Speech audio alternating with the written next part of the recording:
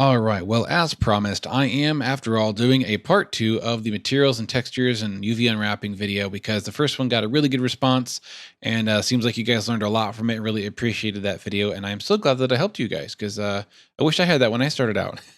That's kind of why I do this whole thing. So let's start out with part 2, which is really going to be kind of a top 10 or maybe just a list of 10 techniques that I personally use pretty regularly for various projects and types of my digital art. So in no particular order, let's start with number 1. Let's say you've got a scene like this and you have an image texture that you want to stick onto a mesh or a part of a mesh and you're having trouble aligning it. I'll show you a way to use the 2D cursor to scale things in an interesting way to get things lined up right. So first we need to get a second window on top. I'm going to turn this into the shader editor. We're just going to click on this surface here, which is going to be a poster. Click new.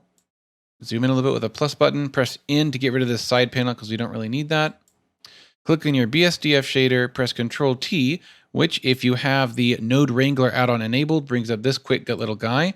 It's an image node with a mapping node and a coordinates node, which is coming from UV. That's good. We're going to be using a UV map for this square to apply an image. So let's open up our image browser. I'm going to go to my graphics folder and try to find something that might look like a poster. Oh, let's use this. This is a thumbnail for my digital art video that I did recently. Now the size of the image and the ratio of this mesh, kind of a rectangular 2x3 shape, pretty much looks perfect. But I'm going to show you what I intended to show you anyway. So switch this window to the UV editor. And if we go into tab or edit mode with this mesh selected, we need to zoom out in our UV editor. We see there's 4 corners here because this entire mesh has one face, right? It's just a square. It's one quad, and it's covering the image perfectly. Let's switch to face mode and select this one single face. You can also press the letter A.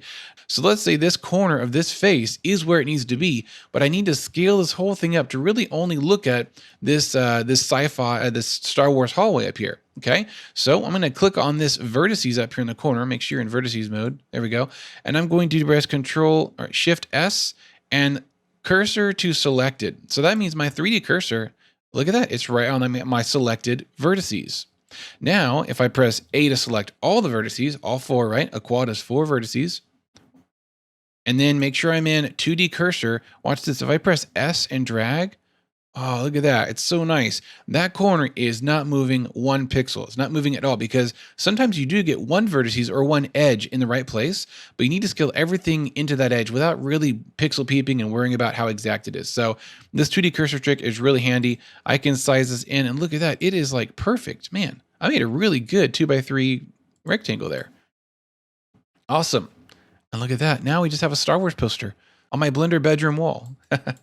So there you go. Scaling on the 2D cursor.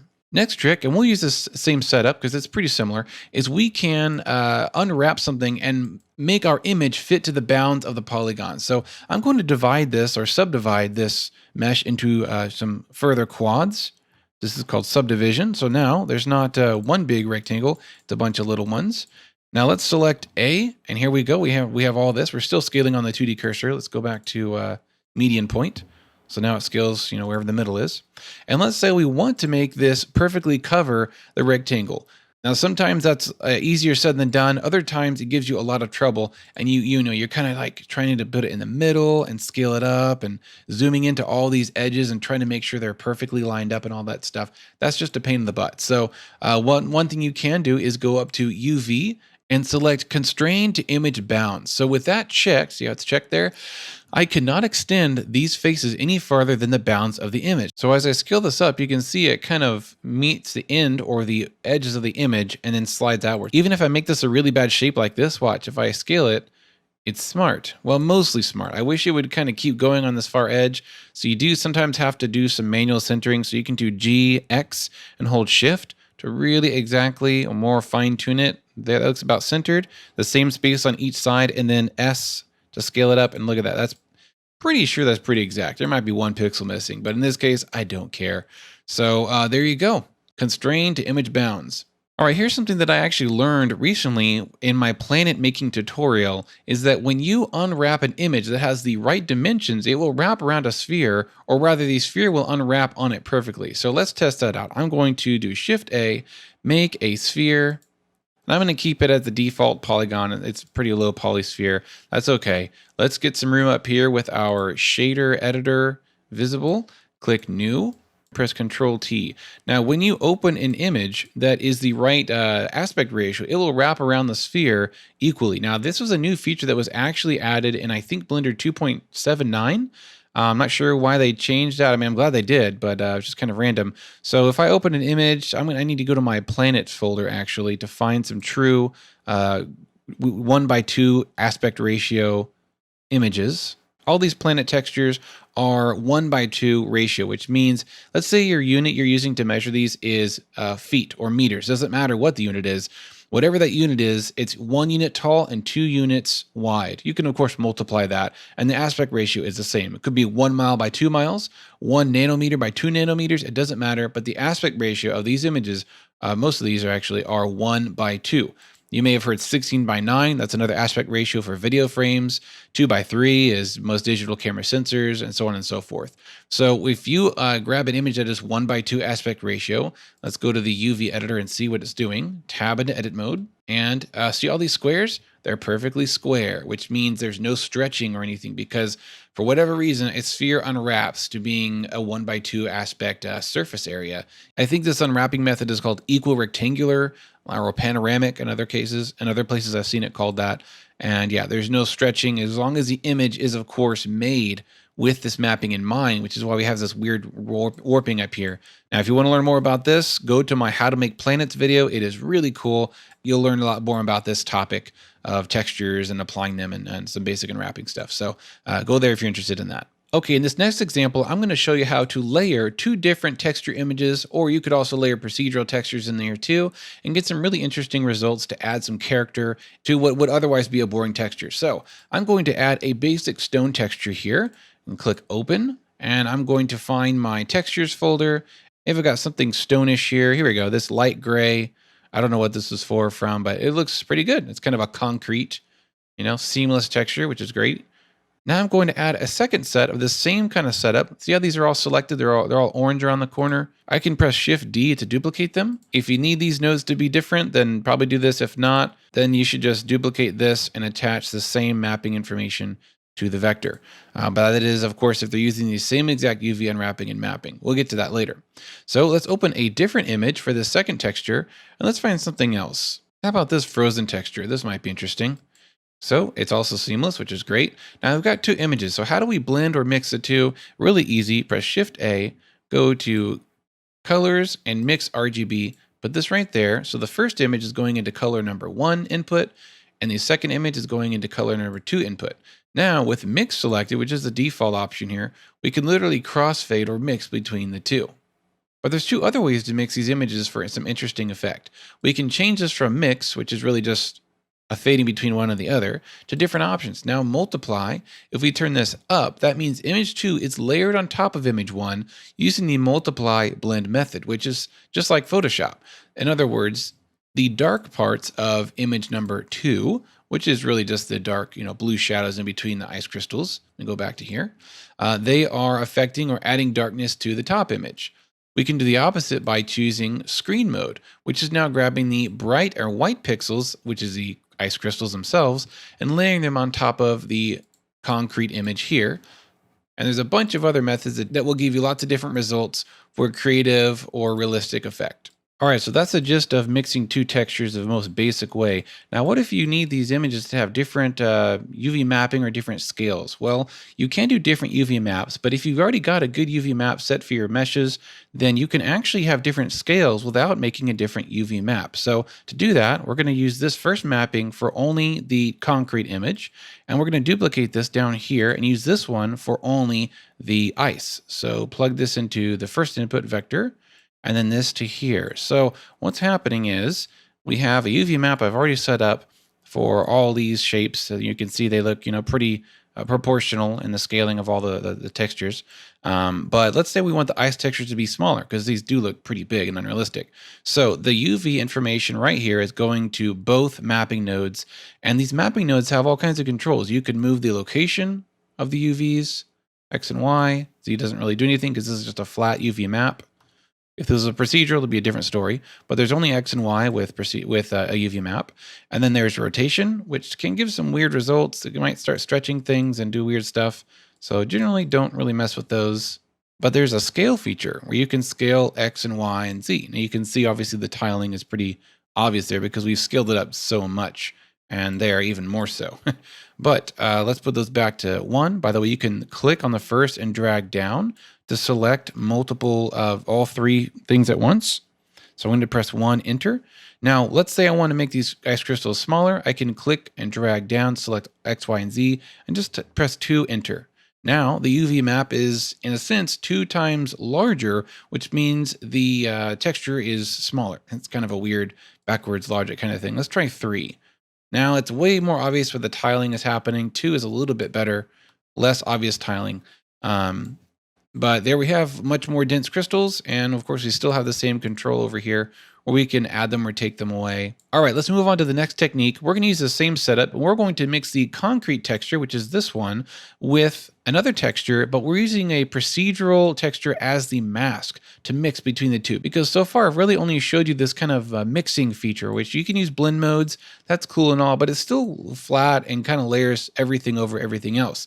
So what if we use this factor input as a mask? Let's do that now. So I'm going to keep the concrete texture, but I'm going to load a ivy texture. Let's see if I have anything green. Okay, so I've loaded a green ivy kind of wall texture. Let's just preview that alone here. Now this is not seamless, so it's going to look kind of rough. Some of the edges are not looking great. You can use a filter in GIMP to make this seamless, which is a really cool trick. And oddly enough, Photoshop, as far as I know, doesn't have the same filter, which is ridiculous. So I have to use GIMP for that one feature. Or you can find a seamless texture online. I just downloaded one, so let's actually load that. It's from architectures.org, really cool website. Let's open that. And it looks really crazy because we got some scaling going on. Let's put that back to 1. And this image, if you recall, is kind of a vertical stretch. Most textures are horizontal. So let's see if we can try to scale maybe the X independently to get it more 1 by 2. Interesting. Okay. Now look at this. The UV unwrapping on these pieces is really tiny. So I'm not going to fix that right now. We're just going to focus on the overall concept here. So let's make a procedural texture to mask and basically show the ivy on top of the concrete. Okay, so I'm going to go back to viewing my BSDF by doing Control Shift and click. There we go. So now we're back to our normal mode where we can use this, but instead we're going to make a Moosegrave texture. So search MUS, Moosegrave texture, plug the height, which is really just the black and white information, into your factor. Here we go. Now look, our procedural texture, which is just a basic kind of a blobby, noise generation thing going on. This is masking between the two, the concrete and the ivy. Let's go back to normal view. There we go. Now we can play with the scaling. The detail, I'm going to put that up to 16. Let's put our dimension down to 0. We have a really cool, patchy, random pattern now. Now our lacunarity, which is what a cool word. We can play with that. I like to hold Shift while moving this slider so that it moves more slowly. You can, of course, increase your dimension to make it a little bit more larger scale noise. You can also use a color ramp after this Moosegrave texture to more fine tune, the white versus black. Make it a little bit more patchy, like ivy's kind of growing around it. Cool. So playing with your Moosegrave texture and also the Voronoi, which is another procedural texture. It's right there near the bottom. You can also get some interesting effects with that for either organic looking stuff like this, blobby, like these blobby circles. You can make polka dots.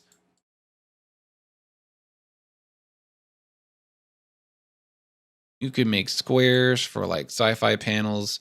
This is probably the worst example for this, but you get my point. There's a lot of cool patterns, natural or man-made, that you can generate with procedural noise to use as a mask. The cool thing about this technique is that these procedural masks really don't need UV unwrapping. You can use it, but they can basically just go through 3D space really well, and they'll wrap around corners pretty well too. So because they are a 3-dimensional noise pattern.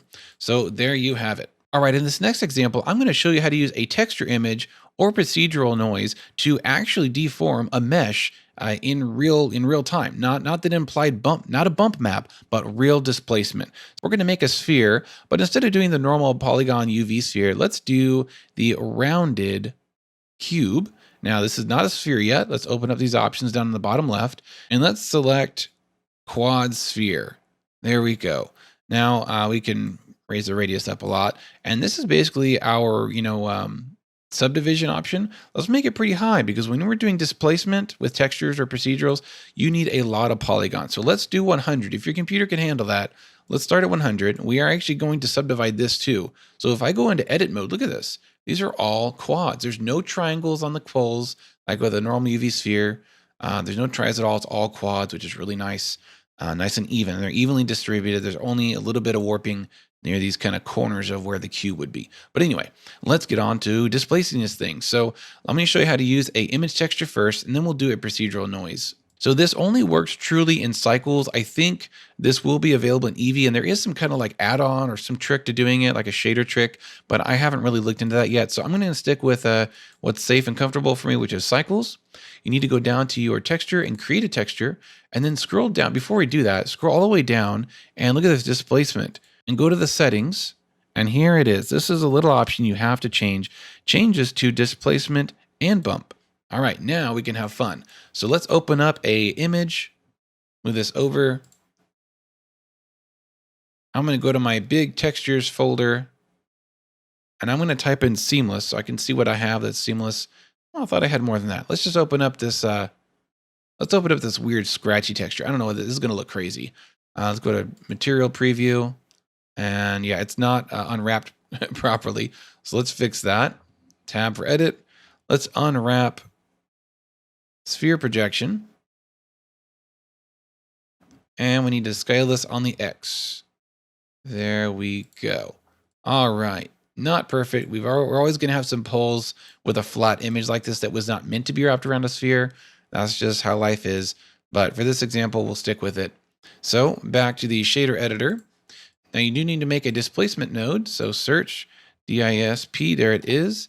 Plug that into the actual displacement input, and then plug your image texture into the height. I'm going to zoom in a little bit. All right, now look, we see some kind of bumping going on. It looks like a bump map. It's not great because this image is actually kind of low resolution. But we're not going to see the real result until we go to rendered. So go to your rendered view, and there we have it. Look at this. We've got a crazy spiky alien ball. And at first I said this wouldn't look good. This looks pretty awesome.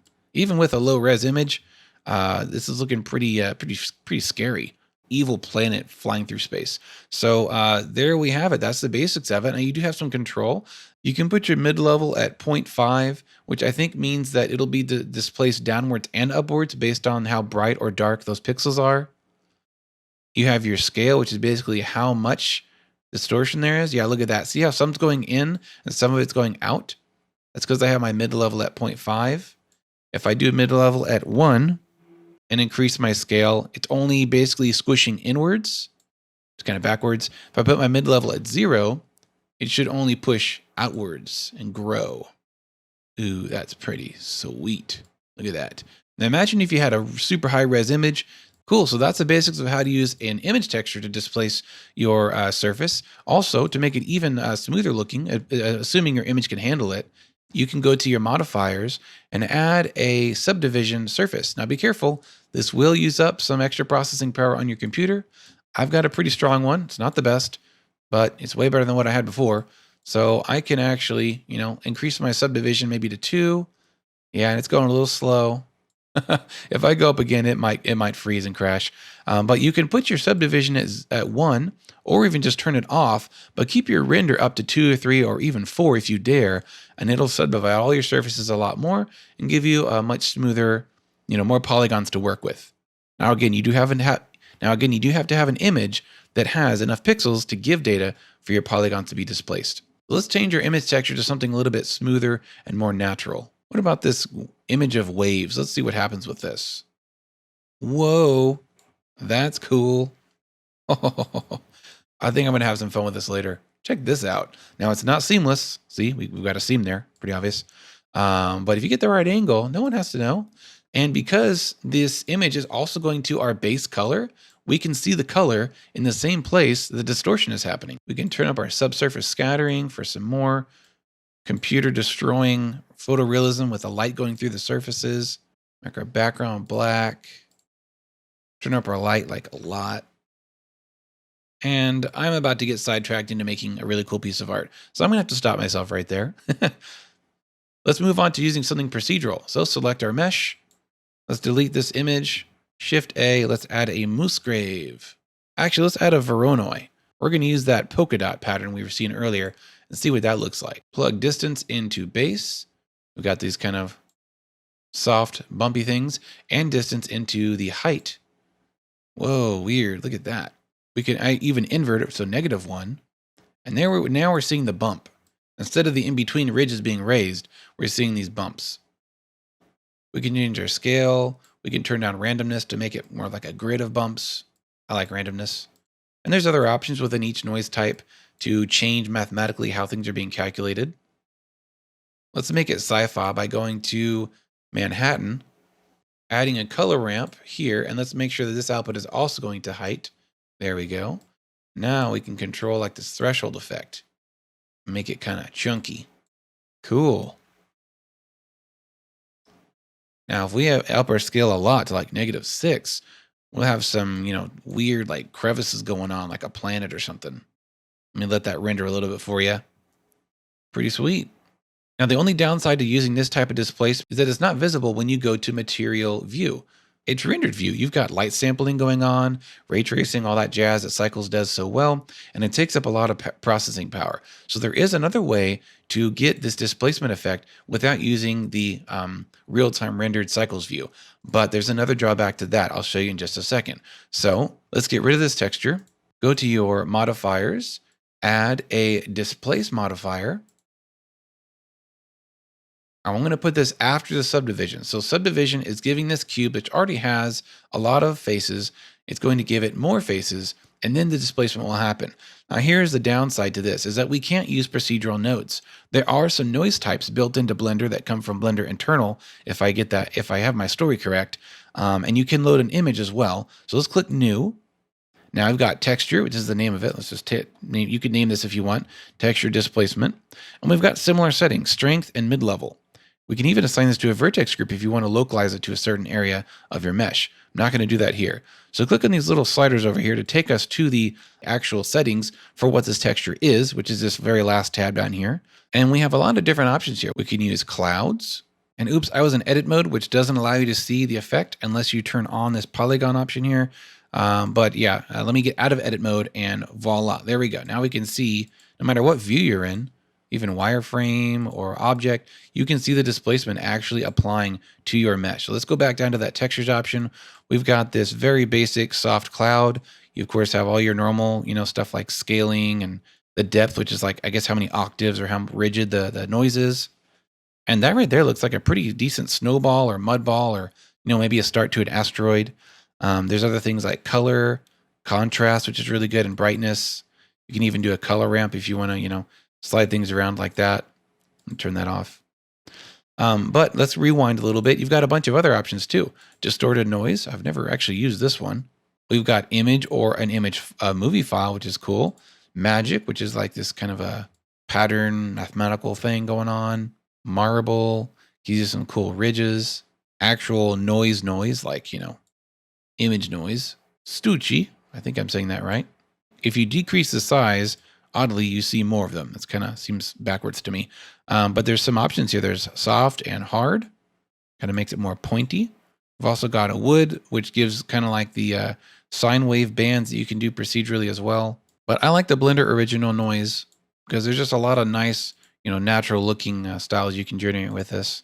Now, like I said, the downside to this is that you can't use nodes up here for procedural noise. I can still add a material to it, just like this, but the bumpiness is not coming from this displacement input of the shader. It's actually coming from the displace modifier over here. Very cool. So have fun with that. And as always, send me your renders of the cool stuff you end up making from my videos or with your own, experimentation time. Send it to my email, daniel@danielgrowphoto.com. You guys have been doing that lately, and it's really fun for me to see the fruit of my labors and see you guys learning and having that aha moment. All right, so here I've got a basic cube set up. I just applied the sci-fi texture to the cube. I didn't even unwrap it, so it's all just default. You can see up here, it's a very basic UV mapping image into the BSDF color layer of the shader. So I'm going to show you how to make certain parts of this transparent by using a second texture that is a transparent texture. So go into edit mode, select your faces of what you want to be transparent. Just grab a few random faces here. I'm going to press I. If you don't get these little insets like this, press I a second time. And now over here in your materials tab, make a second material, new. My surfaces was collapsed. And you can either do it over here or you can do it in the node editor. It's the same thing. Turn your alpha to 0. Now we have not assigned this second transparent material to anything yet. So we've got our pieces selected. Let's click assign, and there we go. They're black. You're probably thinking, hey, Daniel, you don't know what you're doing. They're not transparent. Well, that's because Blender's weird right now, and you actually have to go down to blend mode and choose alpha blend or one of these other settings. If you're using an image for your transparency, play with these others. You may get better results. What annoys me, though, is that this setting right here is only visible when you're using the EV engine. If you go to cycles, they're gone, but you still need them. Because if you don't set this to alpha blend or something else and you're in cycles, it won't be truly transparent, which is really annoying. So sometimes you have to go to EV, fix it, and go back to cycles. But I'm just going to leave it in EV for now. Cool, so look at that. We can see through all these cubes completely, and I did not have to delete any faces. Now you're probably thinking it would have been easier to delete those faces because you're just working with a cube, and you're totally right. But if you have a much more complex or organic mesh going on, and you want to make certain parts see-through or not, then this is a really good way to do it without having to delete any faces and remodel your texture and remodel your mesh to have holes in it. Let me take this one step further and show you how to use an actual image texture as the transparent mask. And for that, we're actually going to only use one material. So I'm going to delete this transparent material. You can click minus. Now we're going to go back to our basic, sci-fi texture here. Zoom out. Move our material output over here because we're going to add a mix shader right there. And we're going to add a transparent, not translucent, transparent, and plug it into the first input. Now we need to fix that thing here. So go to alpha blend. And now if we play with this fader, look, we're crossfading between transparent, which is the first shader plugged into input 1, and we're crossfading into or mixing on top of the BSDF solid shader here, which looks really weird and kind of trippy for some reason. Let's see what happens if we change this option to alpha hashed. Let's see what it does different. Look at that. There's actually like sampling going on. So it looks like alpha hashed handles light different than alpha blend. Very interesting. I'm going to put this back on alpha hash because it looks a little bit more accurate. At halfway, we can see halfway through everything. But we want to use an image texture to, give us the cutout. So Shift A, add an image texture right here. Now I'm going to find an image that's very starkly black and white, like a logo. But you can use any texture. Just be aware if there's not a lot of contrast, it's not going to be a really good example of a cutout. So this is black on white. Perfect. Let's use this and plug it into the factor and see what happens. Look at that. So this is kind of the opposite of what I was saying earlier, where it's a cutout. It's actually a cut in. I don't know. Let's reverse this by flipping our transparent to input number 2 and BSDF in input number 1. Now we've got my logo being cut out of all over the cube because it's kind of default mapped on all the faces, right? So we need to do some UV unwrapping to really tell this what we want to cut out and what we don't. So let's pretend that we want my logo to only be on this face right here, okay? So let's go to our UV unwrapper, and we are going to need to add a second UV map because one UV map is telling this sci-fi texture where to go. The other UV map will be for the cutout. So go to your object data properties, expand the UV map. See, this is the basic one. We can call this sci-fi, and then make a new one by pressing plus and name it cutout. Okay. Now let's go to our UV editor up here. You need to go into tab and edit mode. And look at this. Cutout is already selected because we have it selected here. That's kind of nice. They mimic each other. So with cutout selected, let's press A to select all the faces. and just press reset, which makes all the faces equally on top of each other and flat. Press A to select all and scale them. And let's put them over here in the black area, which in the final result is going to be not transparent, whereas white is going to be transparent. So over here out of the way, and we just want to get this face right here and put it on where the logo is. So let's, with only this face selected, U and reset. And now we can scale this down and put it on top of our cutout, like so. Okay, now look, the cutout is still happening and it's not right because we didn't have the second UV selected. So let's go back to our shader editor. We don't have any UV information here. So let's do Shift A, UV map, plug it into the image, the cutout image, and select cutout. There we go. Look at this. Although it's rotated 90 degrees, the UV of the cutout is sending information to my logo, which is right there. See, it's nowhere else, only right there. Because of that trick I did with the UV, where everything is mapped over here except for this one face. Let's rotate this 90. There we go. Scale it on the X. Scale it on the Y. Ew. There we go. Nice. So all the faces that I don't care about are over here out of the way. But the one face I do care about is right here in the middle. Let's go back to our shader editor so we can understand this a little bit better. So UV cutout. And we can get rid of this guy and really just replace this, if you want to, with sci-fi and plug it in here. You could even bypass that. If you're not using the mapping node, you could just have it this. Oh, and we need to preview this guy. There we go. We could add like a glowing object inside, you know, where the light is kind of coming through. We could have the camera fly into that hole and go through to something else, or just use it as a window. Okay, on this next example, I'm going to show you how to add a wireframe shader on top of an already established mesh, whether to show how you modeled it or to give it a retro sci-fi feel. So we've got this really cool Raptor mesh that was made by an artist called Bluemesh on Sketchfab. Check them out when you have time. I'll have the link in the description down below. And we're going to use this timeline and turn this into a shader editor. This is really weird. I never have this on the bottom. This feels so wrong. So with this mesh selected, we've got material open here, but I don't see any nodes. And if I do my A and period trick, I still don't see any nodes because node is turned off for some reason. Use nodes is not on. So here we go. We've got our texture. Let's make it dark blue. And we're going to add a wireframe on top of him that's going to glow and be really cool. All right, so let's do Shift A and add a mix shader there.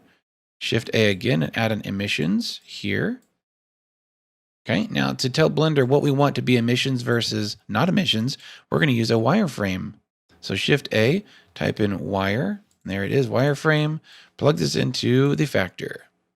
Awesome, look at that. So we can still retain our, amazing texture we may have underneath it if we want to, or you can make it something boring and black or shiny and chrome, I don't know, whatever you want. But this wireframe is really just a basic black and white wireframe. And we have a size, which is the thickness. So we can make it real thick or really fine, small wires like that. And it's going into the factor, which is, of course, mixing here. And we can control the brightness of that. We're in Eevee, so we got to turn on our bloom to give us some really cool glow. Make our background black.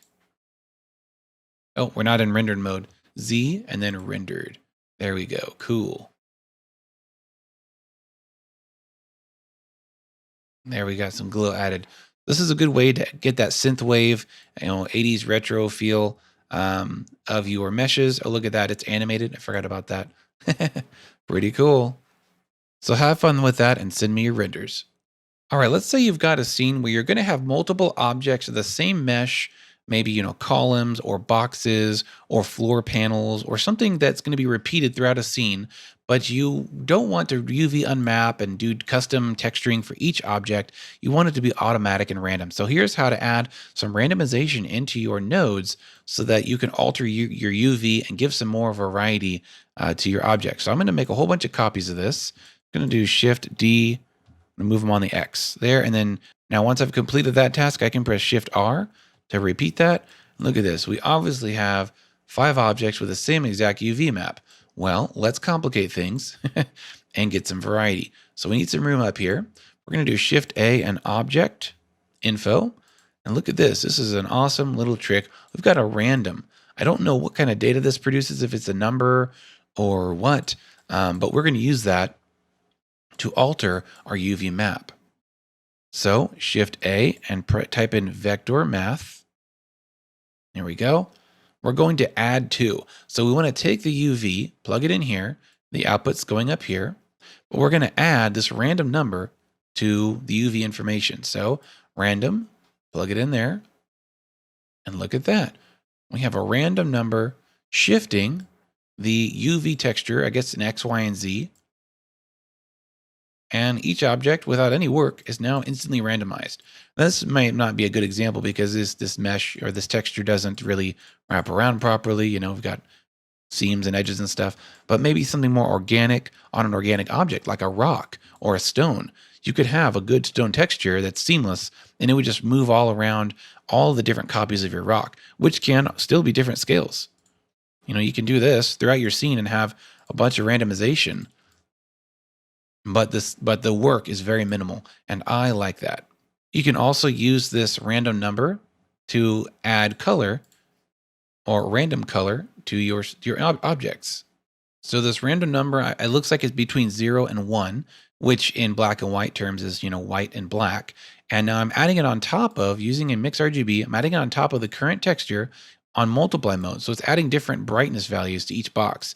And as you copy these boxes, this random number gets regenerated for each box. So I'm going to select all these and do Shift D and see what happens. Shift D. See, they have different values. As I keep doing it, we'll get everything from white to black, and it's being overlaid on top. Pretty cool for variety. I'm sure there's a way you can convert that black and white number into maybe a color wheel, like the hue slider. Pretty cool. Have fun with that, and you are welcome. Okay, for this next and last example in this video, I'm going to show you how to use texture painting to make a custom mask for whatever you want. Right here, I'm going to show you how to use it for rust, but you can use it for all kinds of really cool stuff. Now, I've shown you previously how to use an actual texture as a mask. I also showed you how to use a procedural texture as a mask, which are fun because they're nice and random and they're evenly distributed. But what if you don't want something evenly distributed? What if you need something like rust or water damage dripping or vines or mold or something like that? That's where texture painting comes in, and it's really not as hard as you may think. So let's select our tank here in the middle. Let's expand this top view, and we've got a tank texture already made, although there's nothing really to it. We're going to add our image setup with Control T. Here we go. And we're actually going to have 3 images total, there and there. Put them like that, because this top one's going to be our texture painted custom mask, which we'll hand paint. The second is going to be the base material, which will be metal. And the third image node on the bottom is going to be the rust texture. So let's open up some metal textures. Let's see what I got. Let's use this first one, roughness. It's a roughness texture for something. I don't know what it's for. And let's go to material view so we can actually see. There we go, not too bad. It's a little large, so maybe let's grab our scaling numbers here. If we click and drag down, make them, I don't know, 4? That's a little tiley. Maybe 2. There we go. And let's open this and find something rusted related. So I'm going to just type in rust. Let's do this dark one right here. I think it's a seamless texture too, which is great. That way there's no edges. And let's do some mixing. So Shift A, type in mix RGB, put it right there. Put this bottom one in color 2. Now we've got a fade between metal and rust. Metal, rust, metal, rust. Okay. And let's do that scaling trick I did earlier so we can scale this rust independently of the metal texture. So select the mapping node, Shift D to duplicate it, put it there. Plug our UV in there, plug the vector into the rust image, and let's do the scaling maybe a little bit more, like 4. Ooh, it's not seamless. Ew. Let's fix that. I think I have our seamless rust in here somewhere. I think this bright one, maybe. Oh yeah, it's seamless. It's in the file name. Okay, so yeah, this is way too big. Let's do like 6 or 7. There we go. A little better. Still not the perfect scale for a large metal tank, but you get the picture. Okay, so we're mixing between metal and rust. How are we mixing it? Well, that's where this hand-painted texture is going to come in. Okay, now I think we can get away with using the same UV map as these already are using down here. But in some cases, you may need to make its own unique UV map just for the 3D painted mask. But I think we're going to steal this UV and just use one UV and keep it simple. So we need to make a new blank image. Let's name it Rust Mask. If you don't understand masking, look up Photoshop masking, and that may help you understand it more. It may confuse you. I don't know. The background needs to be black. Click OK. Drag the image into the factor, which is going to mask between metal and black. Now, everything in this image is black. I'll show you. Image editor here, view, mask, Rust mask. That's a mouthful. Blech. Tongue twister. Everything's black, which means only color 1 is visible. If we add any white anywhere, color 2 will be visible in that white area, which is where the hand painting comes in. So go back to 3D view. I'm going to turn off my, I don't know why my magnet was turned on, my, what is it called? Snap thing. And let's go to 3D painted mode. So switch from object mode to 3D paint mode. Press in for your side view, click on tool, and now we need to make sure that Rust mask is selected. We don't want to paint on the other images. You can, but not right now. Don't do it yet. So let's zoom in a little bit. Let's find some details we'd like to add some rust. And we've got the basic kind of a drawing brush here. There aren't any other brushes I've added to Blender yet, so just use that one. This is the size of our radius, which also can be controlled by our brackets, left and right brackets on keyboard. And the strength, which is like the opacity. I'm going to put it maybe at 0.5 or 1.3. That way we can layer and make it more and more, or we can keep it as, like a weaker stroke. Go down a little bit, go to your fall off section and make it like a pinprick, just like that. So there's going to be a lot of fall off around the edges. If we paint, let's see what happens. Now, if we paint, we have to keep painting because not only is this brush like a pinprick instead of like a blob, it's very weak too. So let's maybe turn up our strength to like 0.6, basically double it. Now, anywhere we paint, we're painting just white onto that black image, right? Not very interesting. But because that is being used as a mask, we have total control of where the rust is, how much rust we see. We can add a lot down in here. These crevasses if you want to be fancy. Isn't that fun? We can paint exactly where we want the texture to be visible. Let's make it a little bit bigger. Turn the strength all the way up. Nice. Now remember, if you've got anything with water or humidity, there's going to be lots of rust. But be careful if you've got overlapping objects on the same mesh, because watch, if I want to paint this handle and I paint like this, look what's happening. Sunburn. It just painted around the handle onto the surface. So I'm going to undo that. I don't know a perfect way to isolate unless you like do this, but then it's not painting the top because the top wasn't visible. Yeah, I don't really, I'm new to this still. I'm new to texture painting and I'm still learning it. There are some things that I wish Blender would really improve on, like brushes. I wish you could import a Photoshop brush or have like randomization options where you can like scatter and rotate and jitter your brush. That would be really great for some added levels of realism that we don't have yet in Blender brushes, as far as I know.